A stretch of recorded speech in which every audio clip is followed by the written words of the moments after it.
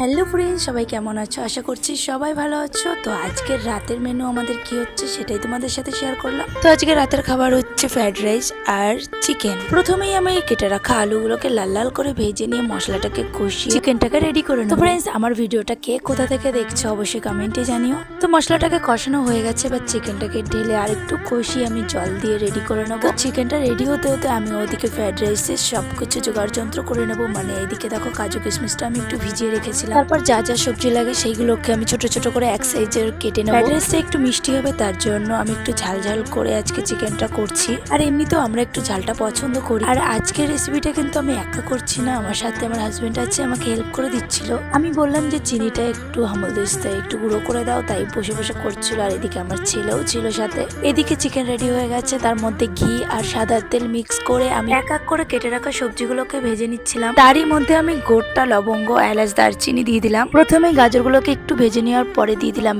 বিনসটা ভাজার পরে দিয়ে দিলাম ক্যাপসিকাম, তারপর আরেকটু ভাজার পরে দিয়ে দিলাম ভিজিয়ে রাখা কাজু কিশমিশ, আর একটু সামান্য ভেজে নেব। তারপর দিয়ে দেবো পরিমাণ মতো লবণ, তারপর আরেকটু ভেজে দিয়ে দেবো গোলমরিচের গুঁড়ো, আর একটু ভেজে আমি রাইসগুলো দিয়ে দেবো। তারপর নাড়াচাড়া করে তারপর রাইসগুলো দেওয়ার পরে চিনির গুঁড়ো দিয়ে আর একটু নেড়েচেড়ে আমি নামিয়ে নেবো। রাইসটা কমপ্লিট হয়ে যাবে। তো ফ্রেন্ডস, আজকের রেসিপি ভিডিও এই পর্যন্ত। কেমন লাগলো তোমাদের অবশ্যই কমেন্টে জানাও। আমার চ্যানেলে যারা নতুন আছো, এখনো যারা আমার চ্যানেলটিকে সাবস্ক্রাইব করোনি, সাবস্ক্রাইব করে পাশে থেকো।